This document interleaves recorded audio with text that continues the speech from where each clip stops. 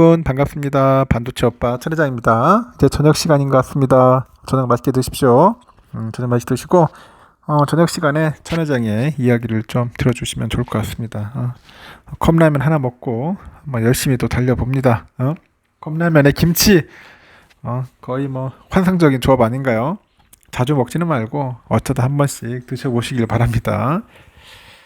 컵라면에 김밥이다 김밥. 김밥을 많이 먹는 분들이 있던데 하여튼 컵라면에 김치면은 딱 좋은 것 같아요. 이제 여름이 가고 가을이 옵니까? 이제 가을이 오는 것 같기도 하면서도 아직까지 더운데 이런 재밌는 기사가 있더라고. 이제 에코프로는 갔다. 이제 가고 이제 삼성의 계절이 온다. 에코프로 계절은 갔고 삼성의 계절 오나. 이렇게 또 제목을 빼주는 그런 기자들도 있는 것 같아요. 삼성전자 이제 좀 좋은 일들이 많이 벌어지려고 하는 것 같아요.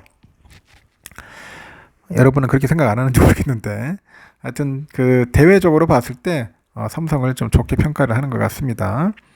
그래서 주식 온라인 게시판에도 보면은 에코프로 가고 삼성전자 옵니까? 그렇게 물어본 분 있더라고요.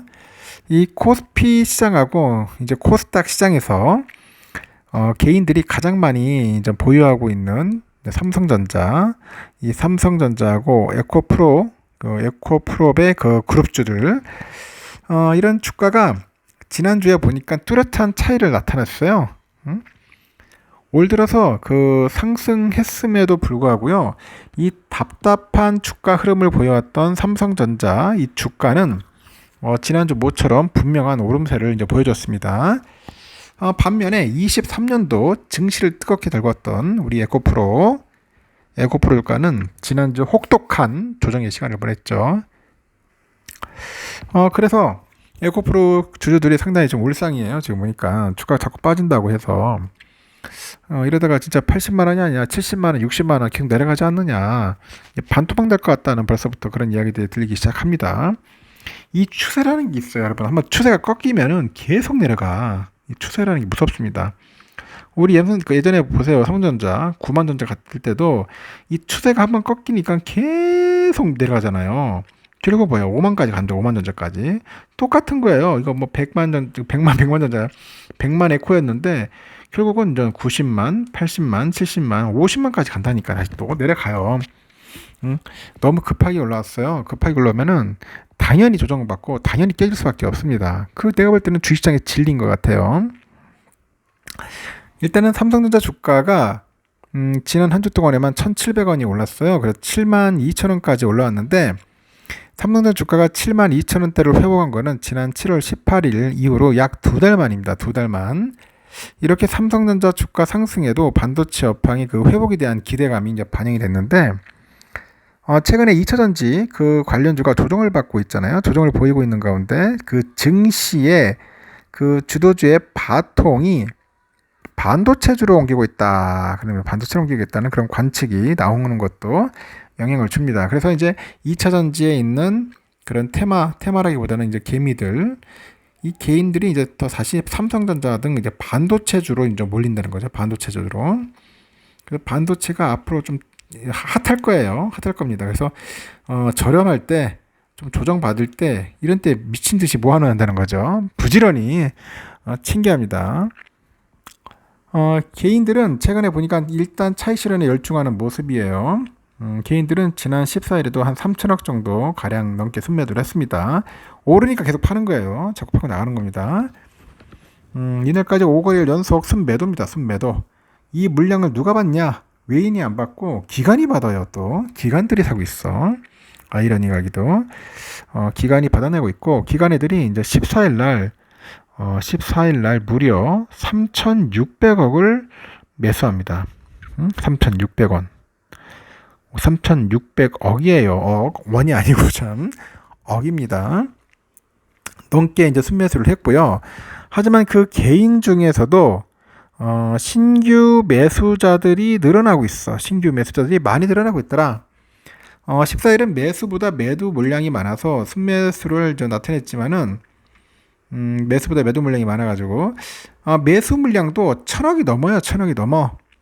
이게 지금 삼성전자 매수 시점인지를 두고 이 개미들 사이에서 갑론을박이 지금 한창이야. 한창입니다. 제가 볼 때는 갈 사람 떠나가는 거야. 떠나가고 들어올 사람 또 들어오는 겁니다. 들어옵니다. 또 들어와요. 갈 사람 가고 단타 친 애들은 가고. 에코프로 주가는 지난주 100만원 선이 붕괴되다 보니까 황제주 지위를 내려놨어요. 지난주에만 13만원이죠. 13만원 넘게 하락을 하면서 89만원까지 내려왔죠. 에코프로비엠 역시 일주일 사이에 2만원 가까이 떨어지면서 28만원까지 내려온 상태입니다. 20% 내려온 상태다. 이런 가운데 전문가들은 2차 전지주가 이제 수급 감소로 인해서 밸류에이션 부담 탓에 한동안 조정 국면을 피하지 못할 거다. 그런 소리입니다. 조정 국면을 피하지 못할 것이라는 목소리를 냈어요. 다만 4분기 정도로 예상되는 그 반등세의 시작 지점과 강도는 배터리셀, 소재주 종목별로 이제 차별화될 거다. 이런 분석도 나오고 있는 거죠. 6개 증권사 소속의 2차전지 부분의 연구원 6명을 대상으로 해가지고 2차전지 섹터 주요 종목의 주가의 현 위치, 향후 전망에 대한 의견을 또 청취를 했어요. 뭐 일간지에서 2차전지주 하락세를 비정상의 정상화라고 설명하는 하이투자증권 연구원이 밸류에이션 부담이 컸던 만큼 주가 조정은 당연한 수순이다. 하나투자에서도 양극재 종목을 중심으로 버블이 꺼지는 주가 현실화 과정이다.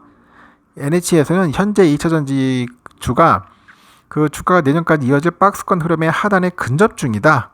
뭐 그렇게 평가를 합니다. 설명을 하고. 전문가들은 개인들의 그 수급을 양극재 중심으로 한 2차전지 주요주 그 주가 급변의 가장 큰 요인으로 꼽았고, 기초 체력이 강화된 것보다는 수급이 쏠리면서 이제 밸류에이션이 높게 측정된 상황이었고, 최근에 한 달 내에 발생한 주가 하락세는 투심 약화로 인해서 수급 상황이 깨지다 보니까 밸류에이션이 낮아진 거라고 하죠. 연초 대비했을 때 대표 2차전지 종목에 대한 개인들의 그 수급이 순매도로 돌아선 상황에서 뭐 기관, 외국인 투자자마저 2차전지 외에 이 반도체나 바이오 등 다른 섹터로 눈을 돌리는 상황이라고 덧붙이는 겁니다. 이렇게 전기차 수요 둔화 우려와 리튬 가격 하락이 이제 복합적으로 작용한 결과 2차전지 관련주의 2, 3분기 실적이 기대에 미치지 못한 점도 투심을 꺾는 요인이에요. 광물 가격의 하락 탓에 이제 배터리 그 판매가 하락을 하다 보니 2차전지 소재주의 수익성이 떨어질 것이라는 그런 우려감도 있고, 실적 악화 우려가 주가에 선반영된 거라고 싶습니다. 그리고 최근에 3분기 실적 컨센이 하향 추세고, 성장주의 특성상 연간 실적이 전년 대비 낮아질 경우 기대감의 소멸로 주가가 다른 종목보다 더 큰 폭으로 떨어질 가능성이 높다고 합니다. 이렇게 2차 전지주의 그 주가의 향후 향방은 종목별로 차별화될 가능성이 높다는 게 전문가들의 의견이고, 우선 에코프로나 그 포스코그룹주 등 대표 소재주의 경우 현재 주가 수준에서도 조정이 더 발생할 가능성이 높다고 하고 있고요. 2030년에 발생할 그 매출과 이익 등을 끌어다 도출한 그 밸류에이션도 현재 주가 수준을 설명할 수 없는 수준이다. 다른 2차 전지 종목들에 비해서 밸류에이션 매력도가 떨어진다고 이렇게 언급을 해요. 그래서 연말까지는 에코프로비엠, 포스코 퓨처엠 등 그 대표적인 양극재 기업의 추가 수주 소식이 전해진다면 주가 역시 충분히 반등할 가능성도 있다고 하는데, 주가 하락이 급격했던 그런 점에서 단기 주가 반등의 가능성은 그만큼 더 커졌다고 하죠. 배터리셀 3사의 주가 전망에 대한 평가는 소재주와 달라요. 다소 달랐는데, 리튬 등 메탈 가격 하락으로 ASP 하락 현상이 단기적으로 발생할 수 있고요. 제조 원가 역시 함께 떨어지는 만큼 견조한 실적이 유지될 가능성이 높죠. 6개월 내 단기간 주가 전망은 배터리셀이 양극재 등 소재주에 비해 낮고, 배터리셀 주가 흐름은 미국 등에서 가동 중인 그 조인트 벤처의 그 생산 능력과의 증설, 실적 등 해서 눈에 보이는 모멘텀에 따라서 이제 소재주에 비해서 비교적 안정적인 흐름을 보일 거라고 합니다. 전문가들은 중국 관련 이슈가 2차 전지주의 향방에 큰 영향을 미칠 수밖에 없다고 또 그렇게 이야기를 해요. 하여튼 여러 가지 이야기들이 좀 있긴 있습니다. 요즘 보니까 또 중국의 인민은행이 뭐 지급 준비를 낮춘 데 이어서 발표된 그 중국 경제 지표가 개선된 점이 중국 경기 회복에 대한 기대감을 자극한 것으로 보인다고 하는 사람도 있는데, 하여튼 이에 더해서 나스닥 시장이 ARM이 성공적인 성장을 또 상장했죠. 이 성공적인 성장을 기록하면서 기술주에 대한 투자 심리가 또 개선된 점도 국내 증시에 긍정적으로 작용을 했다고 하는 분도 있습니다. 하여튼 제가 볼 때는 중국 시장이 좀 살아날 것 같아요. 중국 시장이 살아나야지 좀 나아질 것 같고, 리튬 가격이 좀 올라갈 것 같습니다. 그리고 전기차 좀 팔려야지만 2차 전지주가 좀 되살아날 것 같고요.